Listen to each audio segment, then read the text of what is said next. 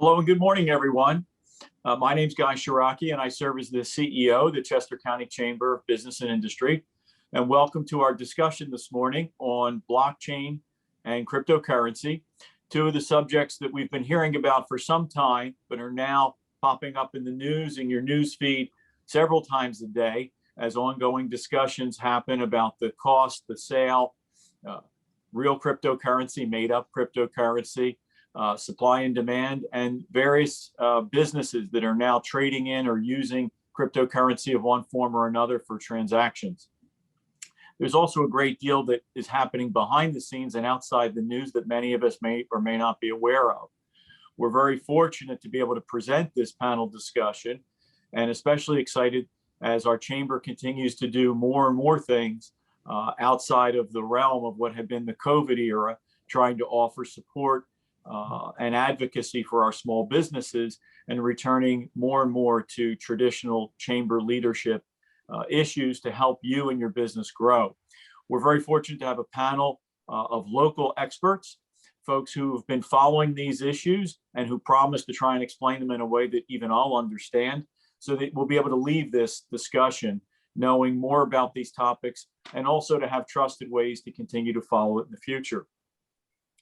We cannot do events like this without the support of our members and our sponsors, and today is another example of it. Today's event is brought to us by a new business, new to the chamber, based in Westchester, called Think Forward.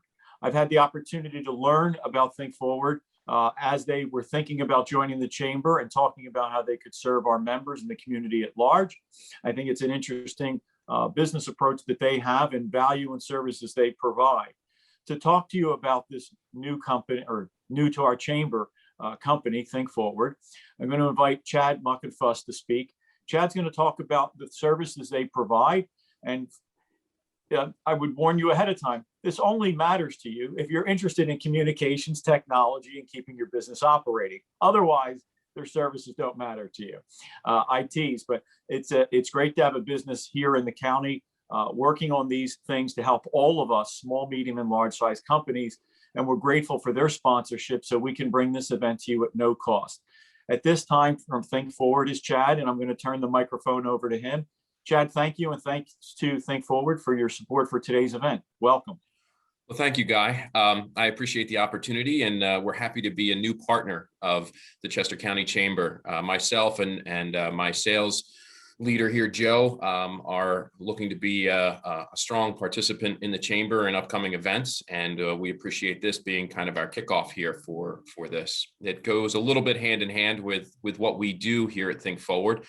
Think Forward is a MSP, or managed service provider. So we do everything from traditional IT help desk for anything that's necessary for your employees, businesses employees that need help opening documents, doing anything at that level, any trouble that they would have with their computers, their desktop, laptops, mobile devices, all of that type of thing. We have a full help desk here based in our corporate headquarters in Westchester. We also have offices in Southern New Jersey as well. One of the key things that we pride ourselves in is we handle businesses from a 5 to 10 person company all the way up in the Fortune 500 space across the country. So we have the ability to deploy technicians for anything from break fix, for both telecommunications needs, phones on your desk, to IT needs, which would be, again, the computers, the laptops, mobile devices, tablets, etc. We can deploy those, we can service those not only here in our backyard in Westchester, but also across the entire United States. So we have a whole footprint of technicians to handle that. Additionally, we do infrastructure specific to IT, so cabling, any needs as far as that goes, Wi-Fi deployments, manage networks for temporary setups that the company may need to permanent installs and new construction. And then the final thing that I'd like to point out is we also have a full project management team here that are all certified PMPs. And what they do is everything from telecommunications deployment. So if you need a faster internet pipe, if you need phone service, whether it be a premise-based phone system, which there isn't many of those left anymore, but or cloud-based.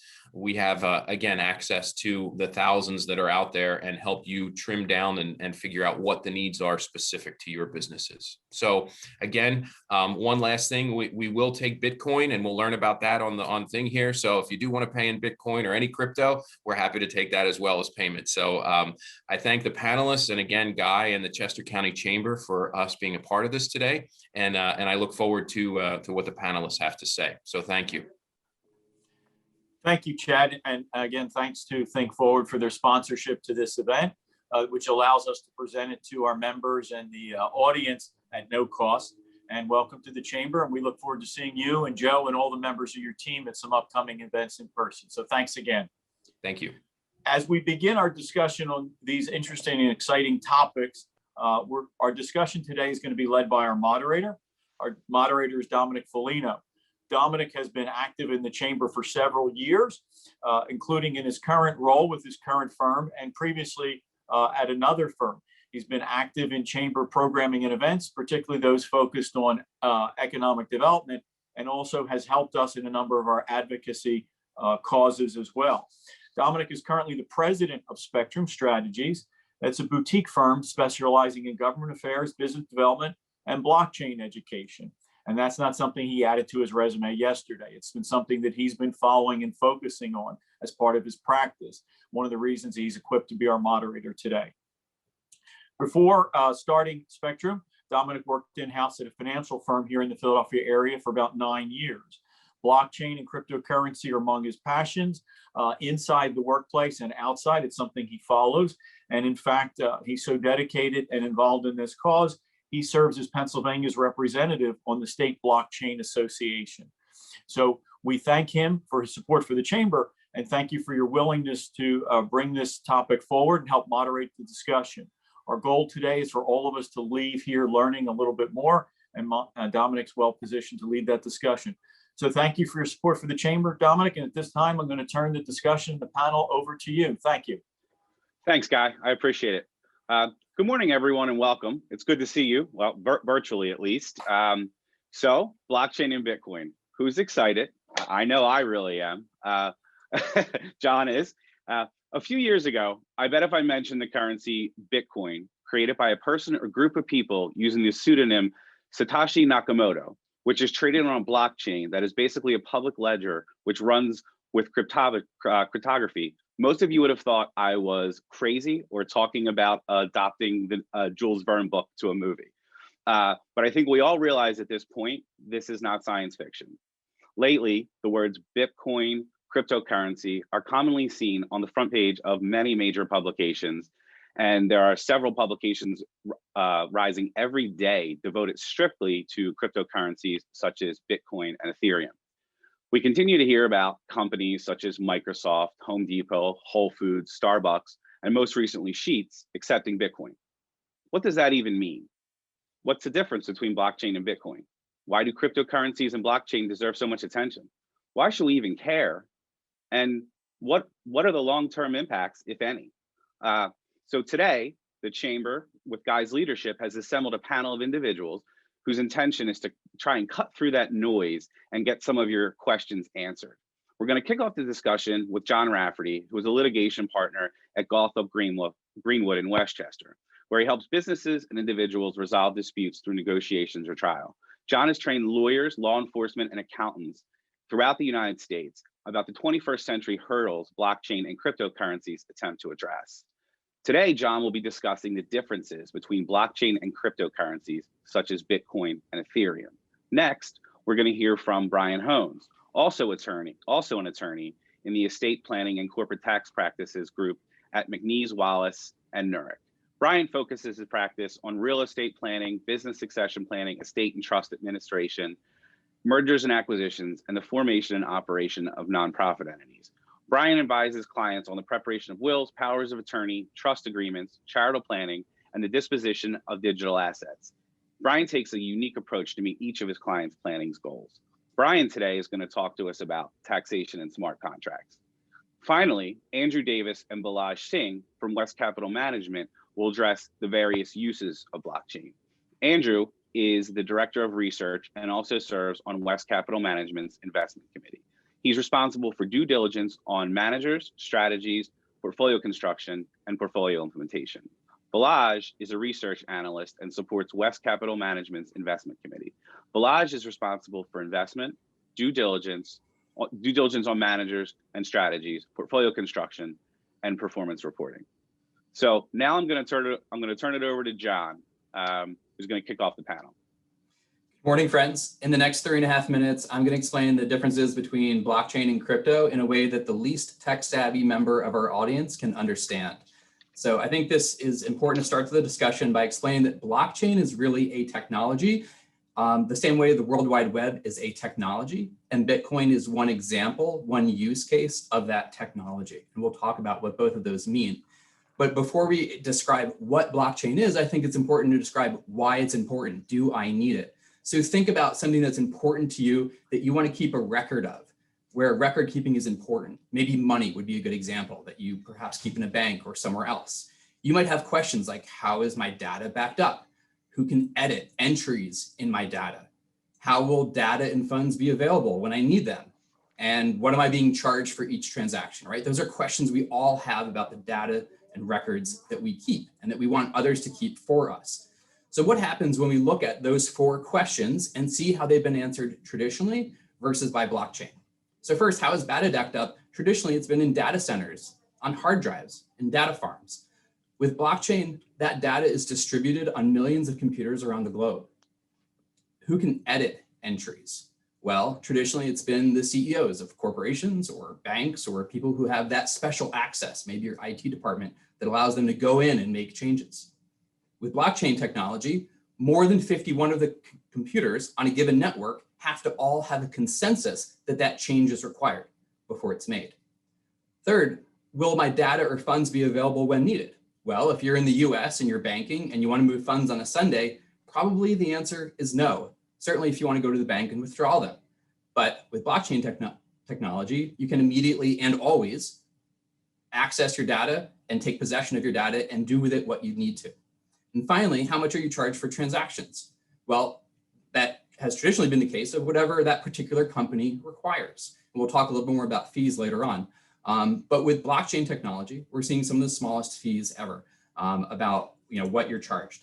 So with a decentralized ledger, with decentralized data, one person is able to upload data to a database. And instead of sending it to, say, Dropbox's database, you're sending it to a database that exists on millions of computers worldwide, and you're adding it to a ledger where each new piece of information in that ledger is linked to the one before it. And not just a regular data link, but a cryptographic link to make sure that it's secure and encrypted. Oops, went too far. Blockchain creates a decentralization of power and control. It allows us to harness the power of individuals and their computing power, and it really eliminates the need to trust any one person. So you no longer have to trust that Dropbox is never going to go down if you want to access your data on Dropbox. Instead, you're trusting that 51% of the computers on the planet or that are involved in that particular network wouldn't go down. And so it involves trusting a lot less of one person or one institution. It also increases transparency because you have access to see that database and what computers it exists on and what transactions that happened across those computers at any given time. And it also allows for faster resolution of ownership. If you return an item to Amazon, Amazon still promises that it'll be credited to you in 10 days or less. With blockchain technology, the data, the transaction is resolved in usually under a minute. So what you're doing with blockchain technology is adding data to a database with blocks of data that can't be deleted, they can only be revised, and with blocks that are cryptographically linked to one another. And so, as I said, cryptocurrency is just an example of this. Cryptocurrencies are currencies that are tracked, bought and sold using blockchain ledgers. They eliminate the need to trust any one person with your money. They increase transparency, just like with blockchain, and they create faster resolution of ownership. These are just some examples of cryptocurrencies that exist. Bitcoin is the oldest cryptocurrency. And if you want to learn more about the cost of different cryptocurrencies and who's using them, you can research them at CoinGecko.com or Masari.io. Masari is kind of like the Wikipedia of cryptocurrencies. And just a little more background about Bitcoin. It emerged in 2008. There's only 21 million that will ever be minted. And already there's 18.5 million in circulation. It currently costs 32,000 for one Bitcoin. There's significant fluctuation in price. But I think I'm already over time, so I'm going to turn it over to my other panelists.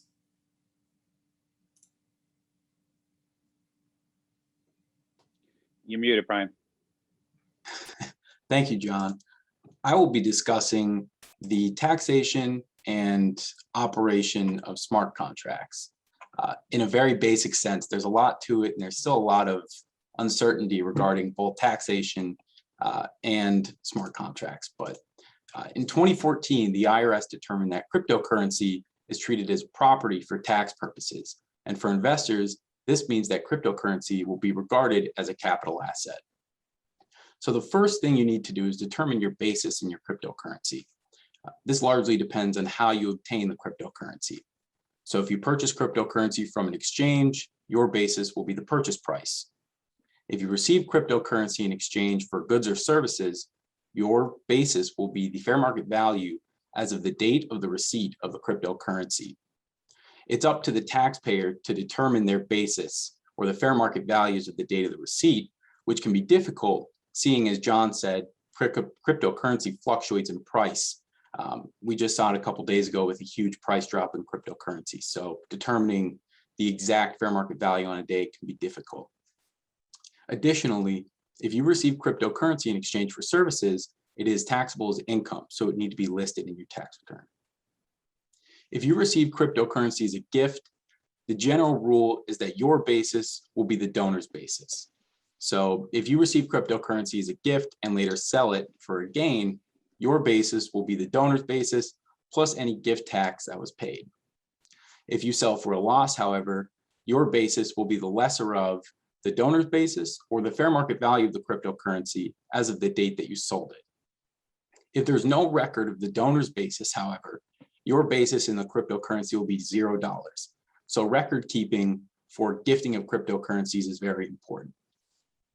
When you sell cryptocurrency, realizing a gain or loss is similar to selling a stock. So if you hold Bitcoin, for example, for more than 1 year, you will have a long-term capital gain. If you hold for less than 1 year and sell, you'll have a short-term capital gain. And determining your loss is simply taking your basis subtracted by the fair market value of the cryptocurrency as of the date in which you sell. Smart contracts play a foundational piece to a decentralized currency. These are computer protocols that facilitate, verify, and enforce negotiations and performance of contracts. Some of the benefits to using smart contracts are that they're processed by blockchain. So as John noted, there's no need for a third party to authenticate the agreement. These smart contracts are duplicated and encrypted, so they are very effective for record-keeping purposes. And the transactions are automated. So as John alluded to, blockchain processes are very fast, and because they're automated, there is a lesser chance of human error or error in general in the contracts. One possibly limitation, some people may not see it as such, is that smart contracts are irrevocable and irreversible, meaning that once the contract is executed, it's set in stone. So there's a lack of flexibility in amending terms of a contract for a smart contract. I will now pass it on to Balaj and Andrew to discuss the uses of Bitcoin, or of blockchain. Perfect, thank you. So I'm Andrew Davis, Director of Research at West Capital. We're a multifamily office investment advisory firm falling under the WisFis Wealth umbrella. And as our co-presenters have touched on, blockchain is more than just Bitcoin. In fact, blockchain, it's found many uses beyond just the cryptocurrency. Here are some listed real-world applications, and you see everything from digital IDs to healthcare and law enforcement.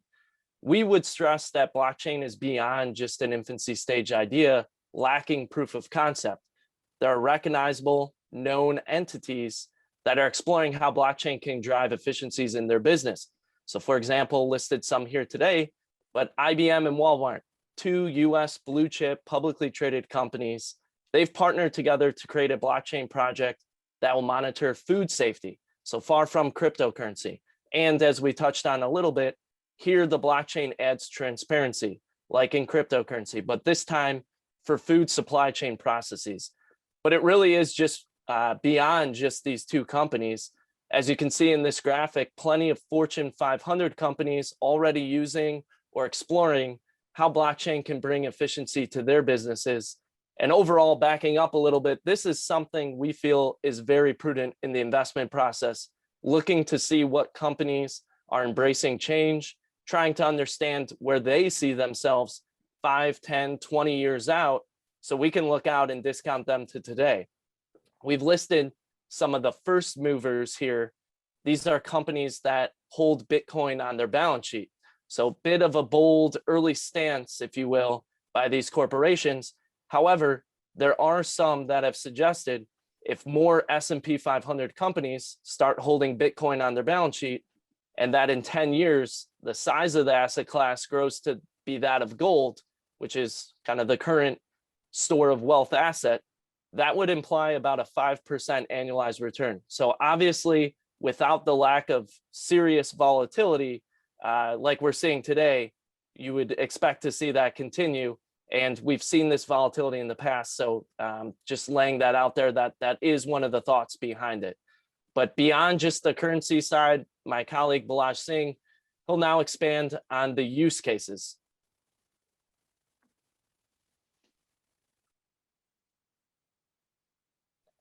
I was muted, guys, my bad. So just to expand on the use case that Andrew just touched on of IBM and Walmart working together, I thought it would be helpful to see how participants in the supply chain actually use blockchain. So simplified here, you can see how members from beginning to end are using the real-time data afforded by the blockchain. Ideally, this just leads to a seamless process, more efficient, less cost, and utilizing the blockchain overall helps companies scale. More importantly, we just wanted to touch on the risk of what blockchain can also do for people in terms of detecting risk. So for example, just to say, if you are a manufacturer delivering supplies to a retailer, you have sensors that on your pickup can see that, okay, something is wrong here. The blockchain can in real time tell all participants of the supply chain that, hey, there's about to be a bottleneck. And so everyone's ready and prepared. So this is just talking about the real world application of scaling with blockchain. Now transitioning into an application that's probably gained more attention recently in the news, known as non-fungible tokens, or simply NFTs. Before I go into what is an NFT and why NFTs, just wanted to say quickly on the concept of fungible. So physical money and cryptocurrencies are considered fungible, meaning that you can equally exchange value here. So you give me $100 or 520s, Bitcoin for Polkadot, it's fair game. The uniqueness in the physical world where we say non-fungible, for example, trading a house for a painting, it's not so fungible there. And then applying that same concept into the digital landscape is where we get our NFTs, our non-fungible tokens. So what is it? It is created out of digital content. So you can take a song, a movie, an image, a tweet, and essentially create a unique digital ID and add it onto the blockchain. So that is an NFT there. Why NFTs? NFTs were created in its purest form for artists. The problem with artists that they face in their field is dealing with third parties, specifically gallery houses. So NFTs were born out of, okay, if the art house is going to take 20%, and then on top of that, there are other fees and transaction costs I have to pay to sell my art, is there a way to digitally scale this? And so NFTs were this idea of directly transacting amongst people who want the actual content that the creator is providing. And more recently, you might have heard it in the headlines where, people have jumped on the NFT bandwagon where, maybe you got Snoop Dogg and Lindsay Lohan out there NFTing memories. But in its purest form, it is for the creators to gain some leverage. And last but not least, I started off with more credible uses and leaned into more controversial as I went on. But we've all heard it in Dogecoin. It was the joke cryptocurrency, not my words. The actual creators called it a joke. But even though it is considered a joke, people have used it for real purposes. So it goes from small things like going on Reddit and appreciating someone's subreddit. People have used it in poker tournaments and legitimate bets. And more recently, someone sold a house in Rhode Island and of accepting Dogecoin as the currency. So I know it gets its bad name, and I mean, I don't know, rightfully so or not. I'm not here to say that, but people have used it for other reasons. So, and then that's my piece on the applications of blockchain. Great. Thanks, Balaj. So just for everyone, we're going to just ask a couple quick questions to each panelist.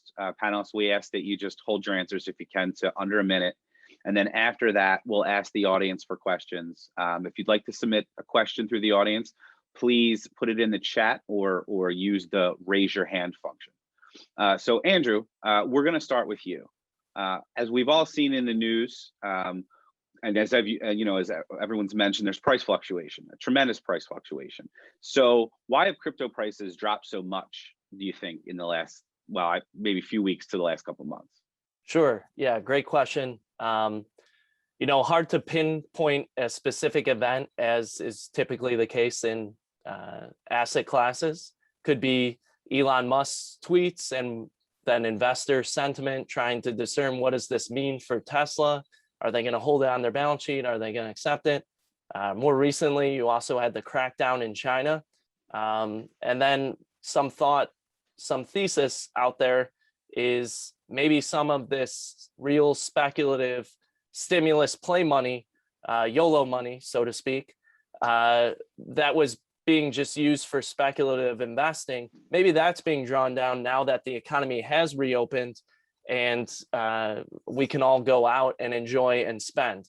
So there's not one thing that you can specifically put your thumb on, but I think those are some of the reasons that may be contributing to it.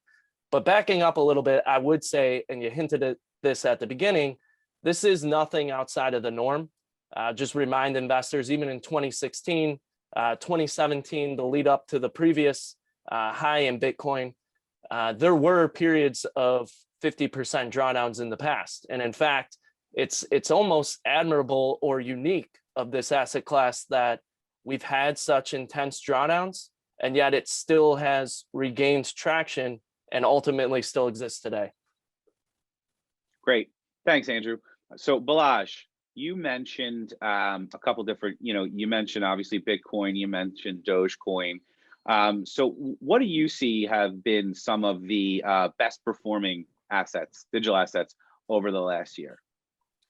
I want to preface my answer by talking about coins that will maybe have more longevity than you might be hearing in the news of ICOs that come out today and then are gone tomorrow. So those coins have actually, generated maybe 1,000,000% return, but it's not fruitful for people to think about the space that way. In terms of digital assets that are more credible and have a market cap of, let's say, over $5 billion, well, number one performer would be Dogecoin. And the reason for that is maybe investor exuberance, as Andrew highlighted, maybe leverage in that sense too, of why it's done so well, afforded by Robinhood.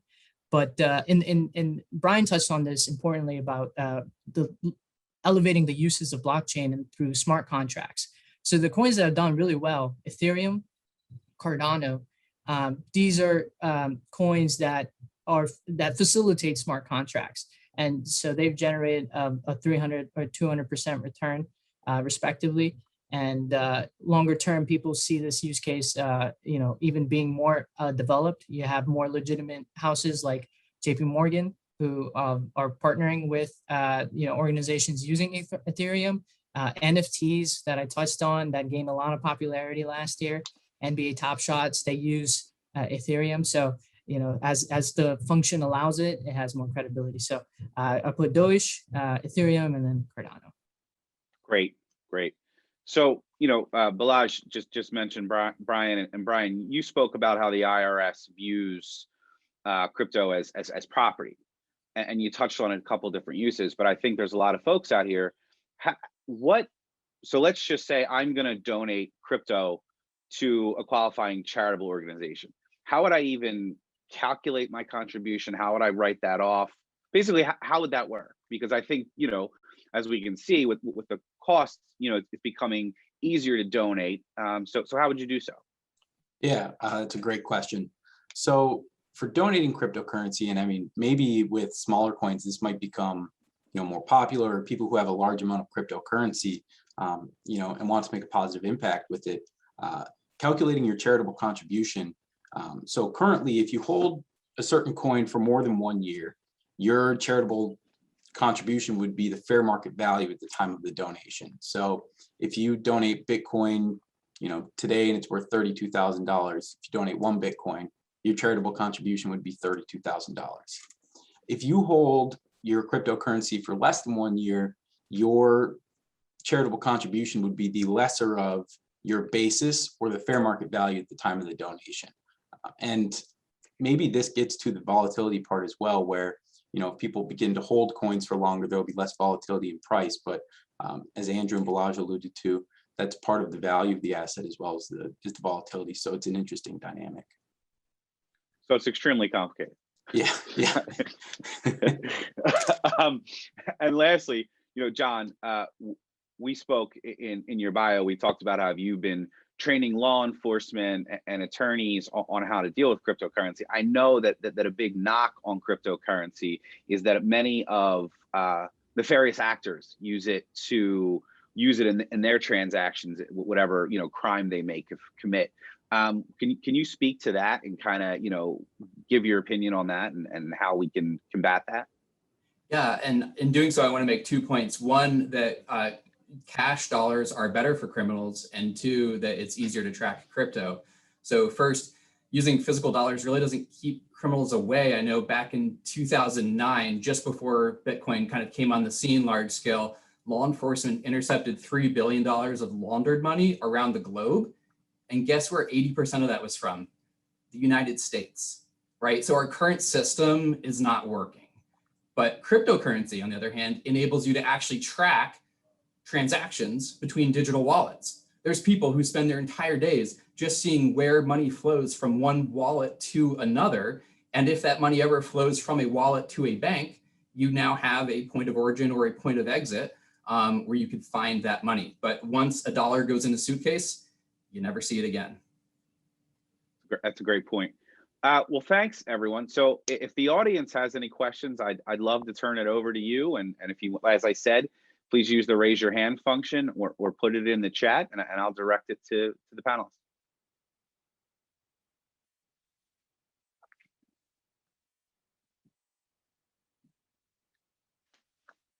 All right, well, while some folks are thinking up some questions, John, I'm going to go back to you really quickly.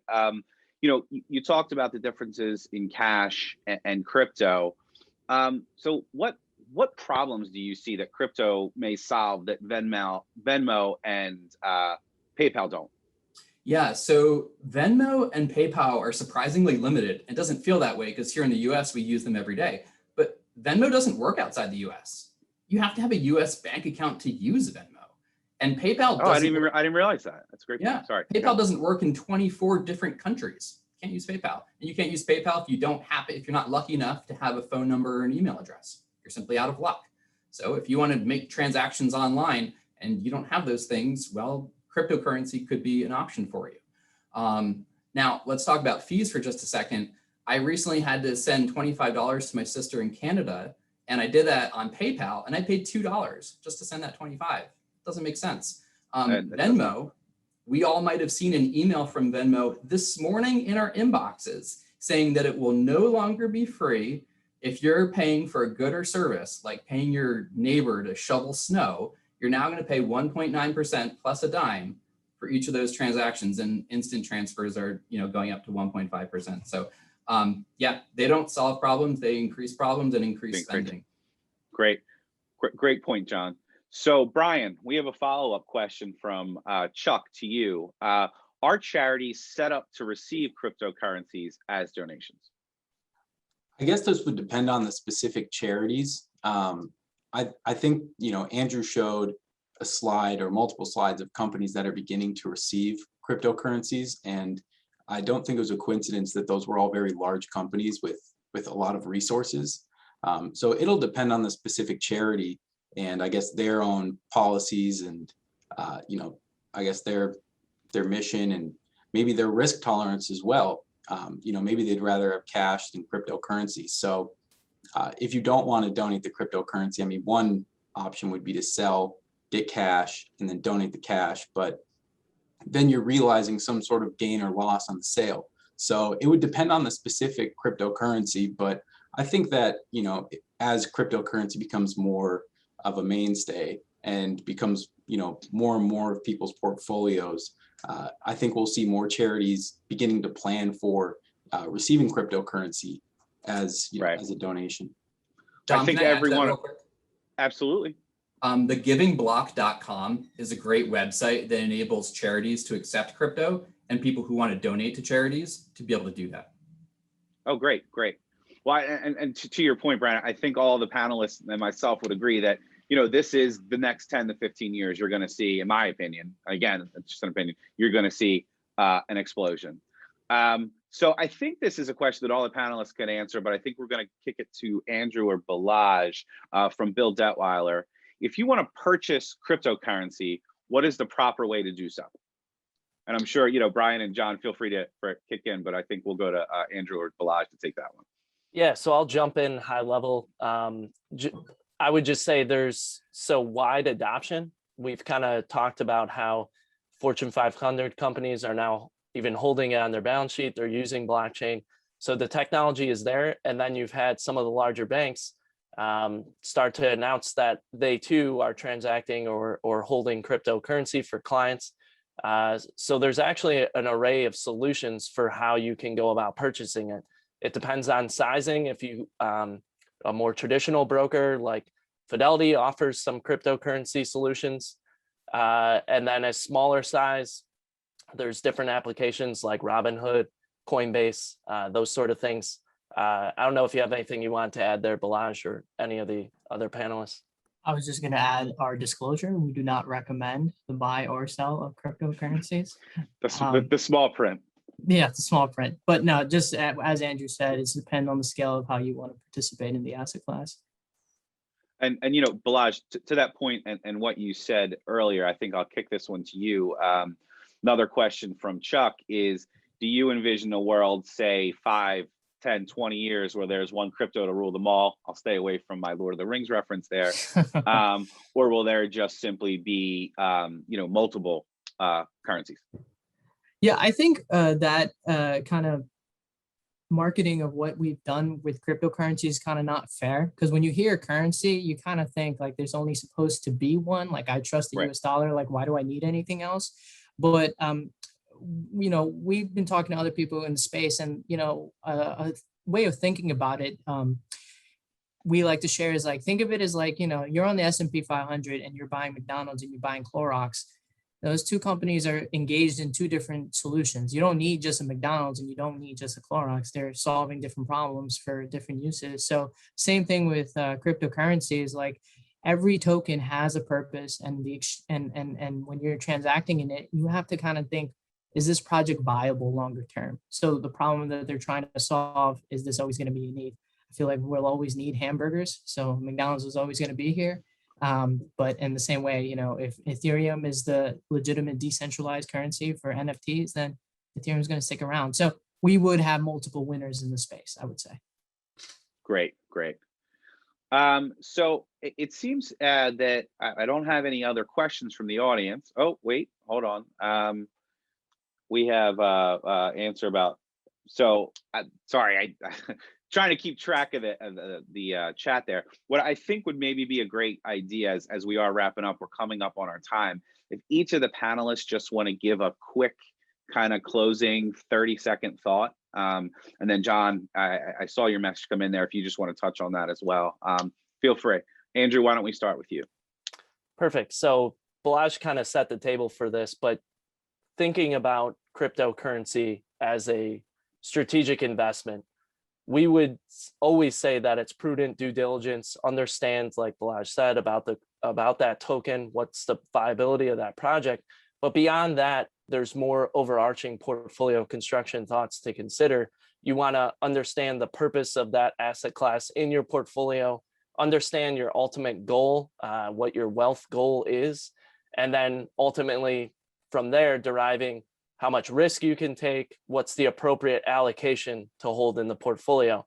Typically with a concentrated position, we would always err on the side of diversification. So we'd like to keep any concentration below, say 5%, but that's kind of a boilerplate rule of thumb.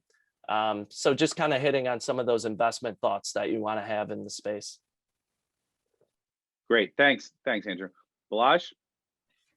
I work for Andrew, so he said it perfectly of how we think about crypto. But yeah, just to his point, like, don't do it alone. Educate yourself properly about anything you're doing. The resources are out there. And I mean, every project that's out there wants to succeed. So they have plenty of information if you're really truly interested. Now it's complicated, it's nuanced. And that's why, as Andrew said, like if you're investing, seek counsel from your investment professional and partner together, because it is a whole new world for everyone. So yeah, absolutely. Brian, your thoughts?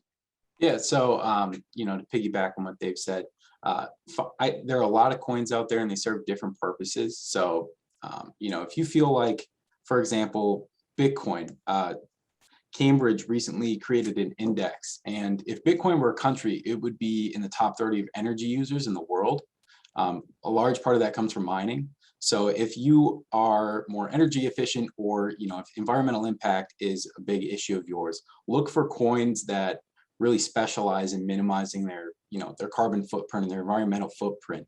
There's a coin out there for so many different uses and purposes. So if you are interested in learning more, go outside of Bitcoin and Ethereum and really dig into what each of these coins are, what they're formed for.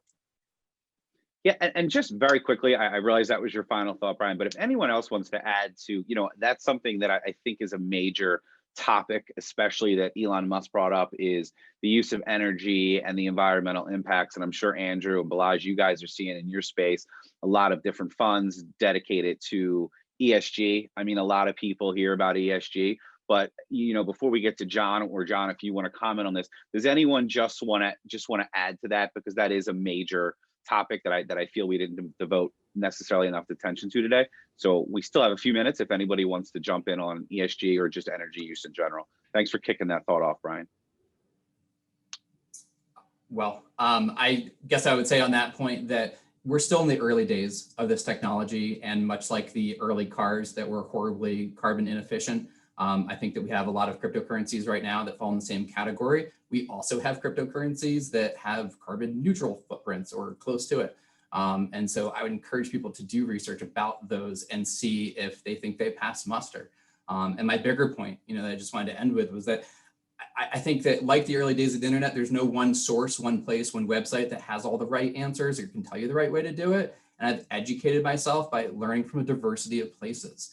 And so I've been listening to 10 different podcasts over the last 4 years, educating me about this. I've been going daily to read articles on Blockfolio, which sources from 20 different news websites, and routinely go to CoinGecko.com or CoinMarketCap.com to look at price action and do my research about projects and their strength on Masari. So really diversify where you're getting your info from and try to evaluate for yourself what's useful. Agreed. And, I couldn't agree with that more. I mean, that was actually the point that I was going to make, is there's so much, I said it early on, there's so much noise out there. And I think it's a matter of people need to sort through this for themselves.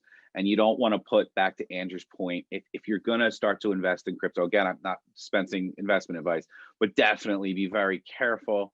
Educate yourself. Don't put 60% of your portfolio in Bitcoin, because as you can see, it's great at 60, but it was under 30 this week, which is scary. So this is many of us don't feel that it's that new of an industry, but I think to the average person it is new.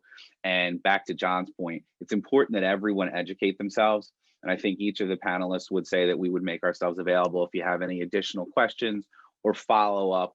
John, you gave a lot of great resources out there. I wrote down Blockfolio.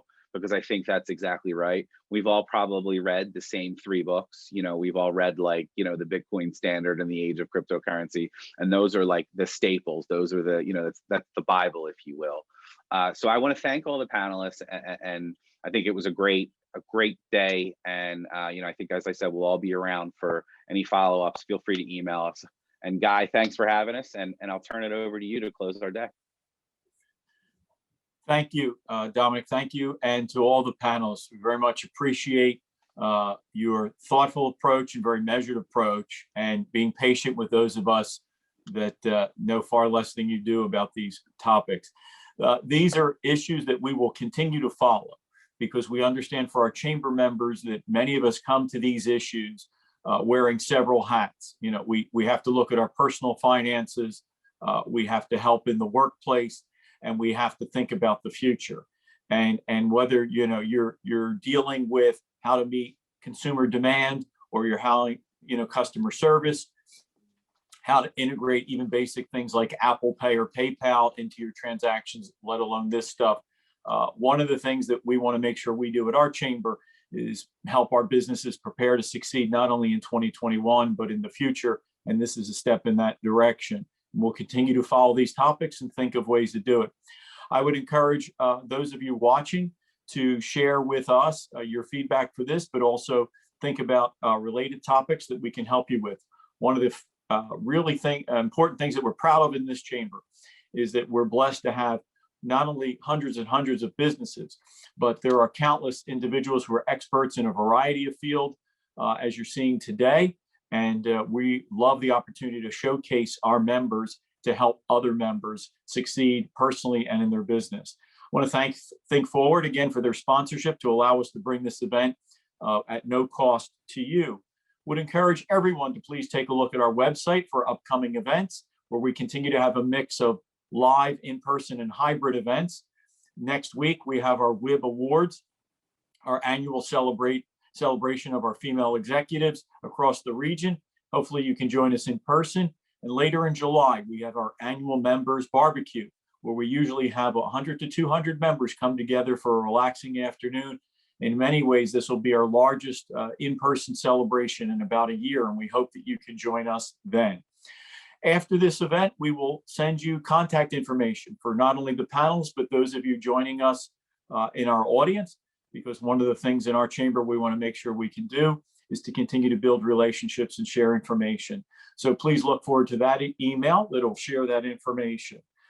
This program will be loaded with all of our other programs you'll be able to access through our website and through our YouTube page. So if there are any terms or technology that you want to go back and re-listen to, you certainly can do that and share it with your colleagues in the workplace. So I want to thank everyone again, the panelists for their expertise and insights, our sponsor, and you, the audience, for being with us.